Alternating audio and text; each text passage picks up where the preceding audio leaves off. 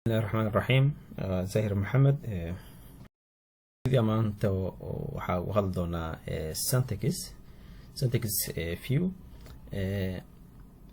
hore waxaa ugu soo hadalnay inay jiraan spaces kala joogo saddex qaybta hadda aad joogno oo ah editor view-ga iyo qayb kale oo ah output view iyo syntax view. marka editka waaba kan hadda isticmaalo markastoo data viewski variable viewska marba xogta soo gelino aan xogta ku label gareyno, laakiin qaybo kala jiro oo mataqaana iyagana qayb lixaad ka qaata spaceska oo ah midkan syntaxka hadda maanta ka hadlayna kamid koleys syntaxka waxaa sameyn kartaa inaad open dhahdo oo syntax aad dhahdid kadib saas kugu soo furmaa, ama waxaa waaye marka analyze ka sameyn doonto ayaa waxaa sameynaya meel paste lahaa jirto oo ku paste garanaysaa. marka syntaxka maxaa waaye? syntaxka badanaa wuxuu naga caawinaa inaa ku celino report ama analyze-ka aan sameyno oo noo save garow, iyo in haddii qof oo aad la sameynayso research ama shaqo wadaag aad tihiin, xogihii analyze gareysay stepeska martay dhan inaad u dirto si asiga uu kula socdo wixii aad bedeshay oo datada ka bedeshay. marka teeda kale spaceska wuxuu ku fiican yahay codekiisa iyo wixiisa waxaa waaye word ama notepadka iyo excelka waa isticmaali kartaa, wax oo dhib ku keenaya ma aha. marka before aan tagno, marka datada waa datadii hore oo employee-ga. tusaale ahaan haddaan rabnad maanta inaan sameyno frequency-ga oo education levelka, waxaa tegayna analyze, waxaa tegayna descriptive statistic, kadib frequency aad dhehayna education levelkaad noo dooran. haddaa rabto waa bedeli kartaa, laakiin hadda education levelka noogdaa. qaybahan oo badan waa diba ugu hadli doonaa, laakiinse hadda waxaa rabnaa inaan frequency u dirno. marka hadda waxaa sameynayna maho inaan okay dhahno, laakiin hadda okay ma dhehayna, waxaa dhehaynaa paste. markaa paste dhahno okay, waxaa tagi doonaa window, waxaa tegaynaa syntax editor aan tegaynaa. xagga markaa imaano syntaxka codeka waa kana. codekan wuxuu nu amrayaa inaa frequency of variableka education level ah inaa frequency u dirno anagoo raacayno orderka. marka intaa markaa dhahno waxaa kadib dhehaynaa waxaa kaloo jiro meeshaan waxa la lahaayo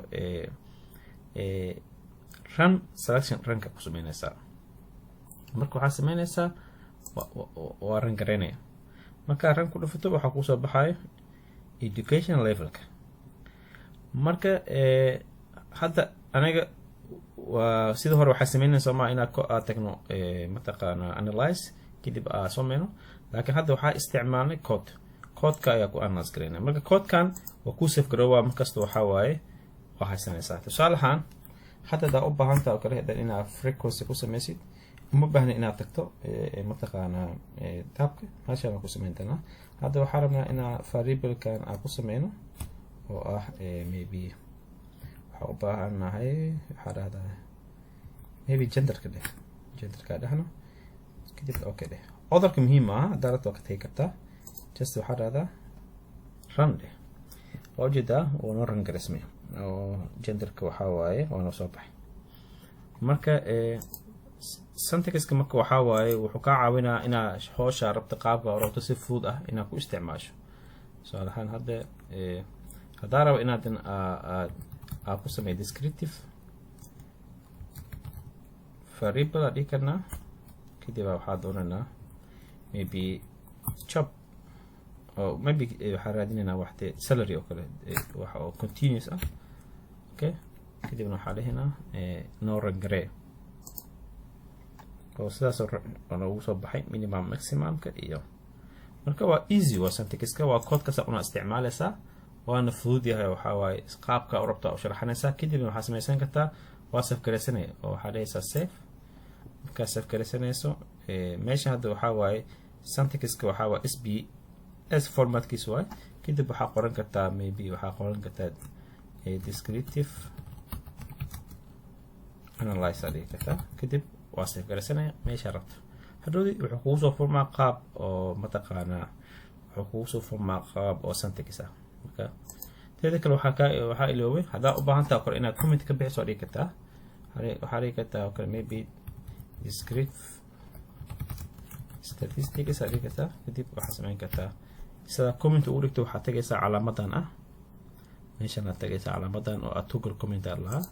kadib midka hadda uma aqoonsanayo inuu yahay code kaliya waxa uu aqoonsanaa inuu yahay comment. marka saas samayn kartaa haddaa rabta inaad comment ku darto comment oo raac kartaa, ama haddaa rabta waxaa samayn kartaa markii aa qorto waxaa samayn kartaa kaliya waxaa ka horumarinaysaa calaamada xidigta kadibna stop. marka waxaa kaloo muhiim ah inaan iloobin mataqaana dhotka inaan iloobin. dhotka waa inaa markaas raacsisaa markii aad joogno mataqaana SPSS-ka. marka koodka dot la-aantiis ma shaqeynaa. hadda lacala dodka ka tago micneed waxaa waaye frequency-gan wuxuu sheegaa inuu red soo qoro. redkaas hadda mar soo qoro guduudka soo qoro micneed waxaa waa problema jiro. marka badanaa koodka waxaa u baahan yahay inaad si u fiiriso taxadir ah. marka intaas oo kusoo koobana cashirkeena. haddii wax su-aal qabto commenti inagu dhaaf. haddii aa qabtaan qorshe kale oo mataqaana ama qaab kale wax u rabtaan oo SPSS la xiriira please comment inagu soo qor si anagana uu kugu soo gudbino insha allah.